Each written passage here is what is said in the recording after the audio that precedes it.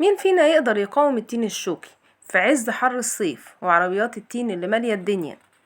بس انا عن نفسي ما اقدرش اعدي من غير ما اقف عند احلى عربية في خلوصي، عربية عم خالد الراجل الاصيل اللي واقف بامانة والابتسامة الجميلة وايده النظيفة اللي زي الفل، وكمان بيلبس جوانتي والتين بتاعه زي السكر. تلاقوه واقف اول خلوصي من الترعة، واللي بياكل من عنده مستحيل ما يرجعلوش تاني. وطبعا بما اني شغل تغذية علاجية ما قدرتش استمتع بالطعم الحلو وامشي وخلاص، قلت لازم اتكلم معاكم ولازم احكي لكم عن الكنز اللي في ايدينا. التين الشوكي مش بس ذكريات صيف، ده فوائده للصحة تستاهل نتكلم عنه النهاردة.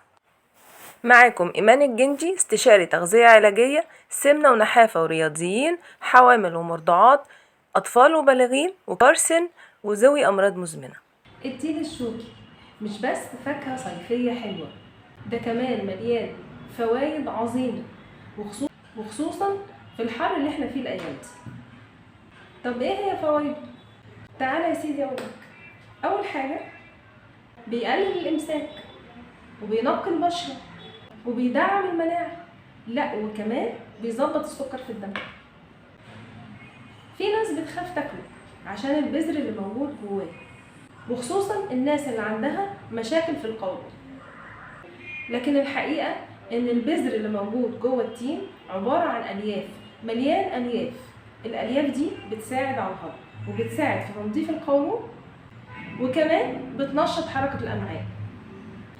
بس لو عندك قولون عصبي شديد يبقى هناكل كمية صغيرة ونشوف رد فعل الجسم عليها. في النهاية لازم نقول ان التين الشوكي مش بس فاكهة صيفية وفاكهة بترطب على قلبنا، لا ده كمان لازم نعرف ان هو كنز طبيعي، كنز رباني. يعني لو عايزين طعم حلو وفوائد حقيقية يبقى عليكم وعلى تين عم خالد، واكيد هتدعوني.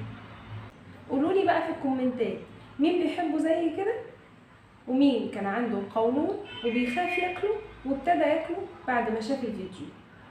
وقولولي واحكولي رد فعل الجسم عليه ايه، تعبكم ولا ما تعبكمش. عافانا وعافاكم الله، وبألف هنا وشفا.